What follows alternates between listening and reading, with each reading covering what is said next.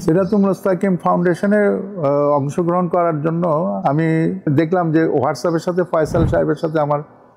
একটা নেটওয়ার্ক আছে এবং ওইখানের মাধ্যমে আমি জানতে পারলাম যে সিরাতুল মুস্তাকিম ফাউন্ডেশন নামে ওরা একটি উদ্যোগ নিয়েছে। এই সিরাতুল মুস্তাকিমের বিস্তারিত যখন জানতে পারলাম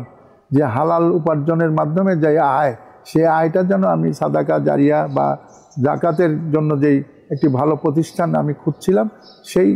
প্রেক্ষাপট থেকেই এবং সিরাতুল মুস্তাকিমের কার্যক্রমের প্রতি আমি উদ্বুদ্ধ হলাম এবং সেই পর থেকেই প্রতিষ্ঠানের সাথে আমি জড়িত হলাম এবং পরবর্তীতে এই কার্যক্রমের সাথে বিভিন্নভাবে কাজ করছি।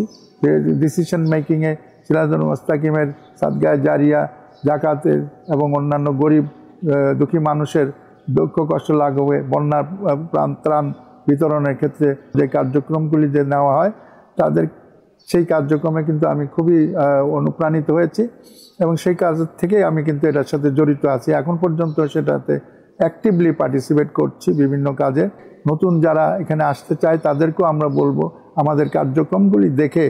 আমাদের ওয়েবসাইট আছে, আমাদের ফেসবুক পেজ আছে, সেগুলিতে আপনারা দেখেন বিস্তারিত কার্যক্রমগুলি এবং আপনারা নিশ্চয়ই সেখানে অনুপ্রাণিত হবেন এবং এই কার্যক্রমের সাথে এই সিরাতুল মুস্তাকিম ফাউন্ডেশনের সাথে সমাজ পরিবর্তনের জন্য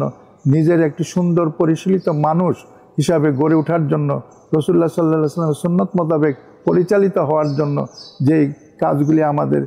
প্রতিদিন করা উচিত, সেই কাজের প্রতি আমরা নিশ্চয়ই উদ্বুদ্ধ হতে পারবো। এবং আমার সবচেয়ে বেশি ভালো লাগে সিরাতুল মুস্তাকিমের সাদগায়ে জারিয়া, জাকাতের ক্ষেত্রে যেই ধরনের কার্যক্রমগুলি নিচ্ছে এবং স্বাবলম্বী হওয়ার জন্য মানুষকে, গরিব মানুষগুলি যে স্বাবলম্বী, পয়সার অভাবে কাজ করতে পারে না, পয়সার অভাবে তার কোনো কিছু বিজনেস করতে শুরু করতে পারে না, পয়সার অভাবে লেখাপড়া করতে পারে না, সেই কার্যক্রমের মধ্যে তাদের যে অংশগ্রহণ এই সিরাতুল মুস্তাকিম ফাউন্ডেশনে, সেই কার্যক্রমটি একটি অনন্য